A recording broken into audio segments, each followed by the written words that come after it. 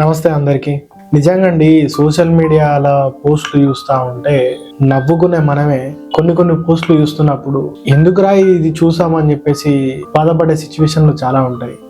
ఒక 7 ఏళ్ల పసిపాప, అభం శుభం తెలియని పసిపాప నిష్కారణంగా తన తల్లి చేతిలోనే చనిపోవాల్సి వచ్చింది.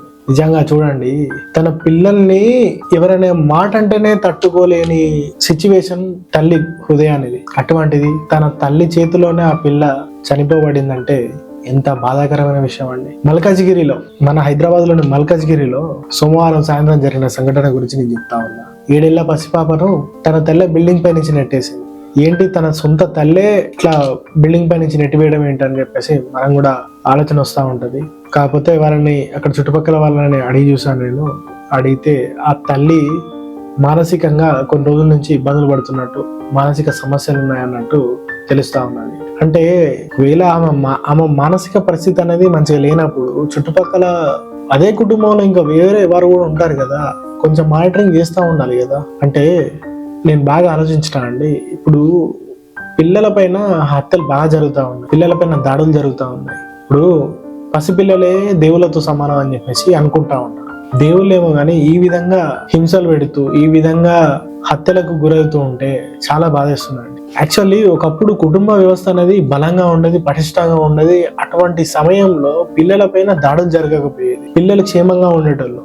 ఎందుకంటే తల్లిదండ్రులు ఒకవేళ ఇబ్బంది పెట్టాల్సిన సిచ్యువేషన్ వచ్చినా కూడా ఆ ఇంట్లో తాతమ్మ నానమ్మ ఉంటారు, వాళ్ళు ఈ తల్లిదండ్రులను ఆపుతా ఉంటారు. అది ఇప్పుడు లేదు. ఏంటంటే భార్య భర్త పిల్లలు చాలు. ఎవరైనా పెద్దలు ఉన్నా కూడా ఏదో ఓల్డ్ ఏజ్ హోమ్ లకు పంపించడం, లేకపోతే వాళ్ళకు వీళ్ళు దూరంగా ఉండడం, ఇటువంటివి జరుగుతూ ఉన్నాయి. ఎందుకంటే అదంతా డబ్బులనే పుట్టి డబ్బులనే చచ్చిపోయేటోళ్ళు కాదు కదా, డబ్బులనే కాదు కదా, డబ్బే శాశ్వతం కాదు కదా, డబ్బే కాదు కదా. డబ్బు కోసం ఈ ప్రపంచం పరిగెడుతా ఉన్నది. ఆ డబ్బు కోసం పరిగెడుతున్న క్రమంలో బంధాలు, బంధుత్వాలు కూడా విడగొడతా ఉన్నారు. అదే కుటుంబంలో ఒక నానమ్మ, ఒక తాతయ్య, లేదంటే ఇంకా అమ్మమ్మ తాతయ్య వాళ్ళు వీళ్ళకి సంబంధించిన ఎవరన్నా ఉంటే ఈ హత్యలు అనేవి జరగవు కదండి ఇంతగానో.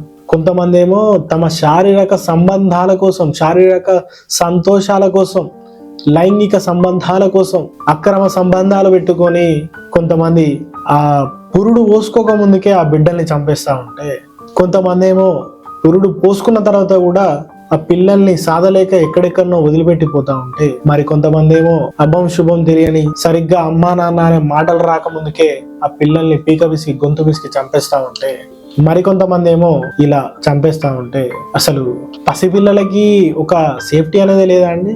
పసిపిల్లల ఈ ప్రాణాలు కావా అండి? ఇదంతా ఎందుకు చెప్తున్నా అంటే, ఇదంతా మీకే ఎందుకు చెప్తున్నా అంటే, మన చుట్టుపక్కల కూడా ఇటువంటి సంఘటనలు జరగొద్దంటే మీ ఇంట్లో కూడా మీరు ఒక కుటుంబ వ్యవస్థను బలవంతంగానైనా సరే బలంగా చేసుకోండి. అత్తాకోడల పంచాయలు ఉన్నాయనో, లేకపోతే ఇంకేమో ఉన్నాయనో కుటుంబాలకు దూరంగా చేసుకోకండి, వీక్ అవ్వకండి. కుటుంబ వ్యవస్థ బలంగా ఉంటే ఇటువంటి నేరాలు జరగకుండా ఉంటాయి. ఇంకోటండి, చట్టం అనేది నేరాలు జరిగినాక వాటి గురించి ఎంక్వైరీలు చేసి, వాటి గురించి ఏదేదో చేసి ఆ నేరస్తునికి శిక్షలు ఈ విధంగా పడాలి, ఆ విధంగా పడాలి అని చెప్పేసి కాకుండా, నేరం అనేది పుట్టకుండా ఉండాలి. నేరం పుట్టకుండా ఉండాలంటే ప్రతి ఒక్కరి దృష్టిలో చట్టం పైన అవగాహన ఉండాలి. అట్లనే అదే విధంగా ఒక ప్రాణంకున్న విలువ అనేది తెలిసి ఉండాలి.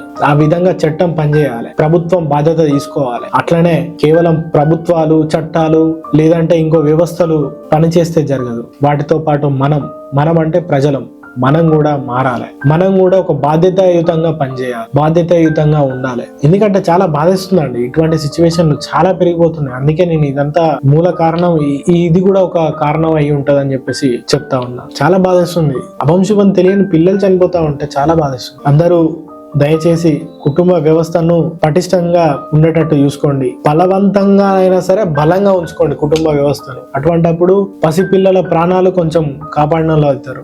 థ్యాంక్ యూ సో మచ్ అండి. ఇంకేదో చెప్దాం అనుకున్నా కానీ ఎమోషనల్ గా బాగా బాధేస్తుంది.